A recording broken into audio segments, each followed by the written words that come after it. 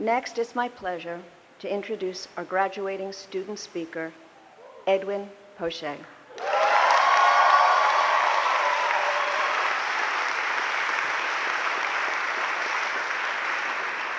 It's a great honor for one to be chosen student speaker, as the selection is done by his or her fellow classmates. So why on earth did they choose Edwin? What makes him so special? Just what kind of person is he? I decided to get answers to these questions, so I did a little bit of research on Edwin and came up with some very interesting facts. Edwin is a guy who measures his time in Law and Order marathons. He's a humble guy who doesn't think he's interesting enough to be a serial killer, although he does possess the work ethic. He and a friend once wrote 10 jingles in a single happy hour, including my personal favorite.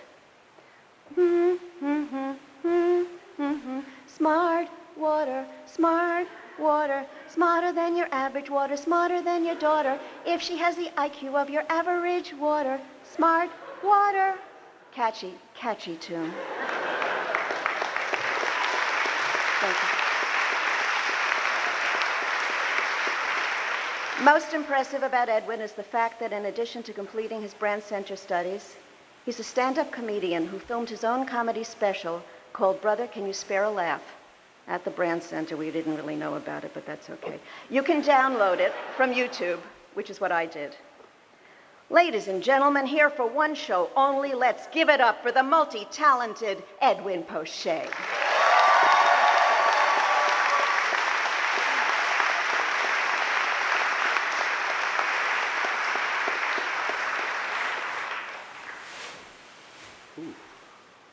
Before I begin, I want to apologize. I realize there are a lot of families here. I am going to try and avoid profanity, but again, sorry if I fire truck up. Here be dragons. My father was always fond of using this phrase during my childhood, always at seemingly random moments. Passing through the living room, here be dragons. Setting up a campsite, here be dragons. During lulls and Thanksgiving dinner conversation, here be dragons. He would never elaborate, and neither I nor my brothers for the life of us could figure out what he meant by it. And given his love of the drink, I'm not positive he knew either. But he said it enough that it stuck with me. He said it enough that soon I found myself saying it. I said it enough that finally I looked up what it meant. In medieval times, cartographers would draw dragons and other mythical beasts on parts of the map that were yet unexplored, or parts of the map where individual ships' caravans were known to go missing. Here be dragons was a universal warning to travelers, stay the fire truck out. This place belongs only to the truly brave or foolish. And I like that. So what I soon found myself doing is whenever I found myself bat, guano afraid, or paralyzed with fear, I would say to myself, here be dragons. It became an internal call to action to psych myself up. Before taking the stage at an open mic night, here be dragons. Before talking to a cute girl from Louisiana, here be dragons. Before addressing a church filled with my peers, faculty, and family and loved ones, here be dragons. It works well for me. I recommend it. Give it a try the next time you're feeling a bit meek. Public speaking, it doesn't have that weird sexual energy that picturing the audience in their underwear does. Instead, it gives you this Don Quixote level of false confidence. It makes you feel like a hero about to go out into battle. And it makes success feel inevitable because dragons never win. Never. Even when they're the good guys and voiced by Sean Connery, they don't win. You will succeed. These past few weeks, months, thinking about the future, thinking about today, thinking about jobs, I've had to rely on Here Be Dragons a lot. There have been a lot of shower beers because there have been a lot of questions. Will my book be done in time? Will my book be any good? Will anyone look at my book? Will they watch the videos? What job is right for me? How do I find that job? Will they still give me that job? What if I find the perfect job, but as soon as I get there, completely scrabble the bed? And I realized, as infinite and impossible as these questions feel, it really comes down to two questions. Am I ready to graduate?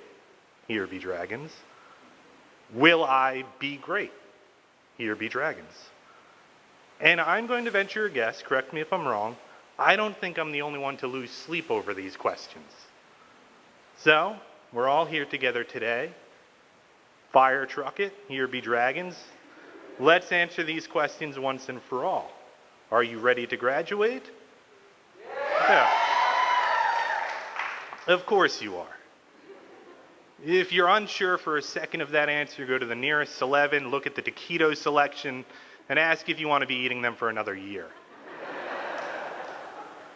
You know you're ready because for 2 years we have been ground down, mashed, stamped on, sandpapered into our basic core, then rebuilt not by some of the best, but the best to come out of our industry. And how do we know that?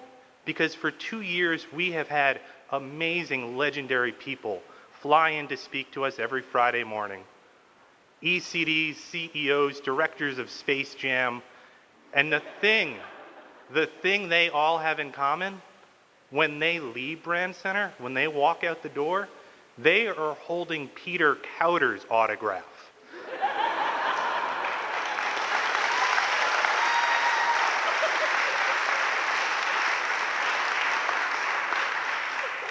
So, they're pretty good. Which leaves one question. Will you be great? And this is the part where I want to say, don't worry about it, of course you will. But I've spent 2 years with you. We're in a house of the Lord, and I've seen your work. So I can't quite do that. The fact of the matter is, you are already great. You have already crafted creative good enough to make your toes tingle. You have already written briefs filled to the brim with cutting consumer insights. You have already produced a campaign good enough for Times Square. You have already pitched and sold a city on coming out of the closet. You have already devised and executed a plan that led to a 5-team sweep of a startup competition and ensured that no money went to greedy, grubby undergraduates.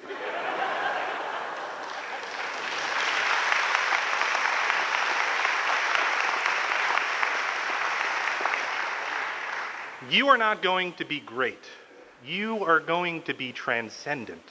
You are going to be the bane of ad students for decades to come. They will be begging their professors to show them think different for a change instead of having to watch that gosh darn Jimmy Burton ad again. Albert doesn't yet have a ranking for some of the work you will produce. And I am honored just to be able to share a slab of concrete with you for 2 years. But if ever for a second you begin to doubt that this greatness is innate within you, if you ever begin to think that you have been overlooked due to your talents instead of external factors, if you are ever afraid to take the next step in what will be a brilliant career, please remember, here be dragons. I love you all. Thank you so much.